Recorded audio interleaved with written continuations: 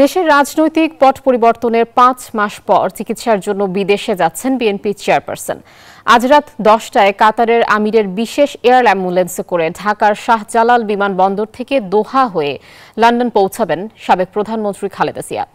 মাকে বরণ করতে হিথ্রো বিমানবন্দরে থাকবেন বিএনপির ভারপ্রাপ্ত চেয়ারম্যান তারেক রহমান। দীর্ঘ ৭ বছর পর মা ছেলের মিলনের অপেক্ষায় লন্ডন বিএনপির নেতাকর্মীরা। মারুফা রহমানের রিপোর্টে বিস্তারিত। সকালটা যেন আজ একটু অন্যরকম। গুলশানের বাসভবন ফিরোজার জানালায় হয়তো বাইরের আলোতে চোখ রেখেছেন তিনি। কথা হয়েছে হয়তো ভোরের আলোর সাথে, পাখির সাথে, মুক্তির সাথে। যে নেত্রী জীবনের প্রতিটি মুহূর্তে সংগ্রামের নতুন পরত বুনেছেন, গণতন্ত্রের জন্য আপোষহীনতাই যিনি কাটিয়ে দিয়েছেন এক জীবন, তার নাম বেগম খালেদা জিয়া। আজ তিনি দেশ ছাড়ছেন সুদূর লন্ডনের পথে। এই যাত্রার পেছনে তিনি পাড়ি দিয়েছেন বন্ধুর পথ। বিএনপি নেত্রীর শারীরিক চরম জটিলতায় উন্নত চিকিৎসার আর্জি বিগত সরকারের আমলে বারবার নাকচ হয়ে গেছে। পায়ে হেঁটে যে মানুষটি কারাগারে গেছেন, কিছুদিনের মধ্যেই তাকে দেখা গেছে হুইল চেয়ারে।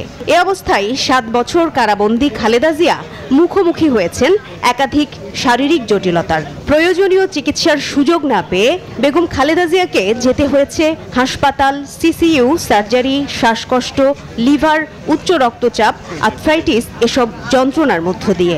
নেতাকর্মীদের আন্দোলন, পরিবার, মেডিকেল বোর্ডের বারবার আবেদন, কিছুতেই বিদেশে উন্নত চিকিৎসার অনুমতি মেলেনি আপোষহীন নেত্রীর।